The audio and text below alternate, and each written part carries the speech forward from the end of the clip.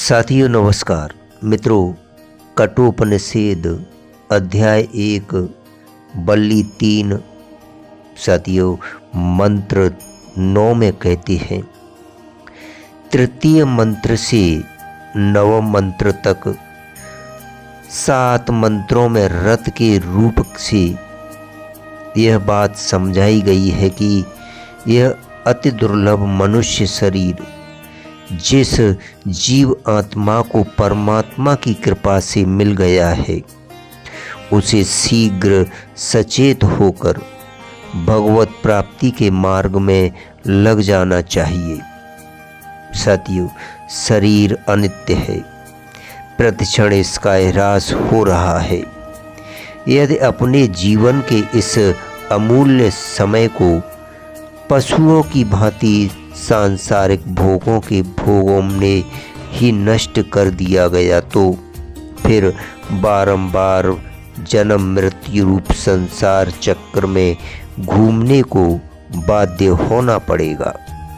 जिस महान कार्य की सिद्धि के लिए यह दुर्लभ मनुष्य शरीर मिला है, वह पूरा नहीं होगा। साथियों, मनुष्य को भगवान की कृपा से मिली हुई विवेक शक्ति का सदुपयोग करना चाहिए। साथियों, संसार की अनित्यता को और इन आपात रमणीय विषय जनित सुखों की यथार्थ दुख रूपता को समझकर इनके चिंतन और उपभोग से सर्वथा उपरत हो जाना चाहिए।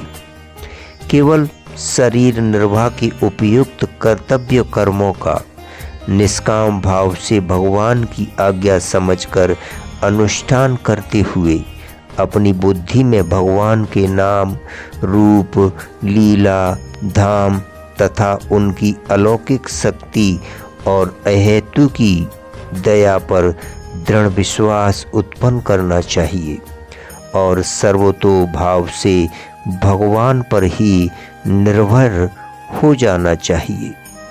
अपने मन को भगवान के तत्व चिंतन में, वाणी को उनके गुण वर्णन में, नेत्रों को उनके दर्शन में तथा कानों को उनके महिमा श्रवण में लगाना चाहिए। इस प्रकार सारी इंद्रियों का संबंध भगवान से जोड़ देना चाहिए। जीवन का एक क्षण भी भगवान की मधुर स्मृति के बिना ना बीतने पाए, इसी में मनुष्य जन्म की सार्थकता है। जो ऐसा करता है वह निश्चित ही परब्रह्म पुरुषोत्तम के अचिंत्य परम पद को प्राप्त होकर सदा के लिए कृत्य हो जाता है। धन्यवाद, शुक्रिया।